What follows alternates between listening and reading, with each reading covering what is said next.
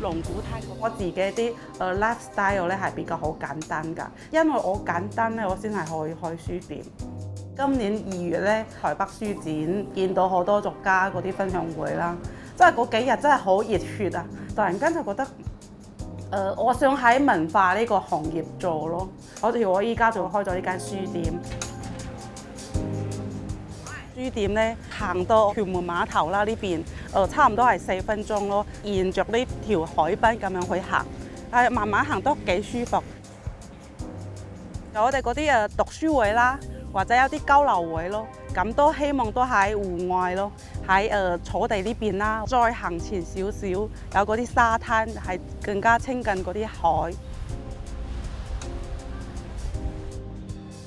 一係喺屯門。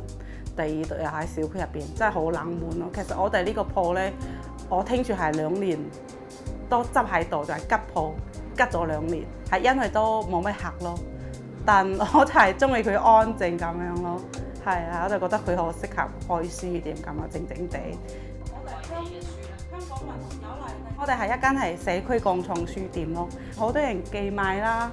或者係有啲都係直情係捐書咯，咁或者係你可以裝飾下、打點下，佢就唔單止係我自己一個人。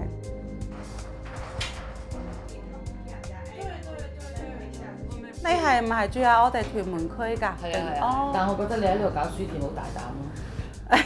喺邊度搞書店都大膽嘅，係啊，香港搞書店。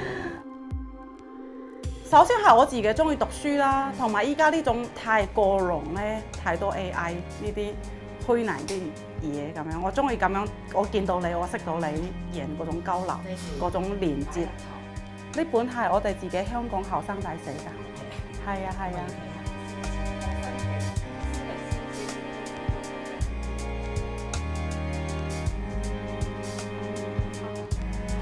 他是馬來西亞的作家，在台北，這是很有詩意般的散文，也是很獨特。我第一次來這個書店的時候，它還沒有正式營業。今天是來香港見朋友，然後特意來文茜的書店來看一看，給他帶了禮物，然後想看一下這個書店有什麼樣的書。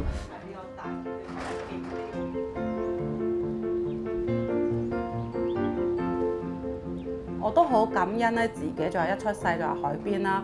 福建泉州，同埋去咗台灣生活啦，嚟咗香港啦，全部都係海邊。呢種海洋啦、海邊嗰種關係咧，好似係一種係 be water， 所以係好靈動咯。同埋你可以有好多嗰種現象咯。我中意前衛啲嗰啲社會創新啦、社會實驗咯呢啲嘢，比較多變啲啦，或者你唔會係一種樣子咯，唔好喜歡呢種狀態咯。而家目前咧，其實嗰啲收支係平衡唔到㗎。首先好多朋友過嚟玩，大家開心 enjoy 呢間書店。咁其他就係見步行步咯。仲有你可充實，你冇咩後悔嗰啲，你可盡力做好呢一 part， 咁就 OK。都希望事少啲咯。